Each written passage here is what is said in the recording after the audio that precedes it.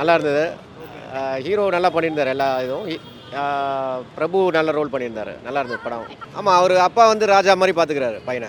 அதான் ராஜபுத்திரன் அப்படின்றாரு. Emotional comedy கலந்துருக்கு படம். ஃபேமிலி ஓரியன்ட் மூவி தான் இது. நல்ல மூவி டைப்பில் தான் எடுத்துருக்காங்க. Family orient. செகண்ட் ஹாஃப் வந்து ஹீரோ வந்து இறந்துடுறாரு. அது கொஞ்சம் சேட் எண்டிங்காக இருக்குது.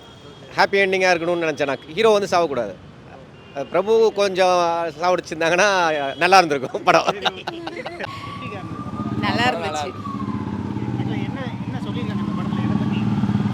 தப்பான வழியில் சம்பாதிக்கக்கூடாதுன்னு சொல்லியிருக்காங்க. எமோஷனலாக இருந்தது. நல்ல ஃபேமிலியோடு உட்காந்து பார்க்கலாம். நல்லா இருக்கு.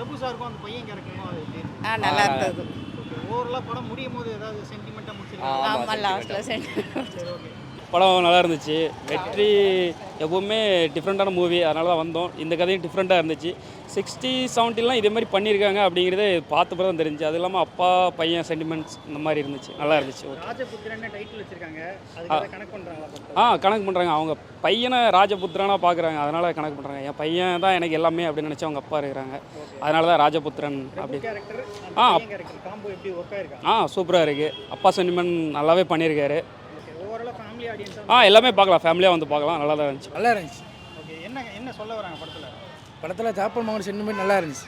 ஓகே, பிரபுக்கும் அவரோட பையனுக்கும் அந்த கேரக்டருக்கும் எப்படி? நல்லா சூப்பராக இருக்குங்க சார். ஓகே, படம் ஃபுல்லாக பொறுமையாக போகிற மாதிரி இருக்கா இல்லை எப்படி? நல்லா இன்ட்ரெஸ்ட்டாக இருக்கு. நல்லா இருக்கு படம். ரொம்ப எமோஷனலாக கொண்டு போயிட்டாங்க. ஆமாம், எமோஷனலாக இருக்கு. படம் சூப்பராக இருக்கு. சூப்பர். எனக்கு இந்த படத்தில் காமெடி எல்லாமே பிடிச்சிருந்தது. அப்படியே நல்ல ஆக்டிங், அப்படியே எமோஷ்னலாக அப்படியே நல்லா ட்ராகாக ஃபுல்லியாக அப்படியே கொண்டு போனாங்க. அவர் சொன்ன மாதிரி லாஸ்ட் சீன் தான் ரொம்ப கொஞ்சம் சேட் எண்டிங்காக அந்த மாதிரி இருந்தது. இந்த இப்போ ரிவ்யூ கொடுத்தவங்க தான் விழுந்து விழுந்து சிரிச்சாங்க லாஸ்ட் சீனில். ரொம்ப ஆமாம், நான் தான் அழுதேன். இதோ அவங்க ரொம்ப கம்மி தான் அழலை.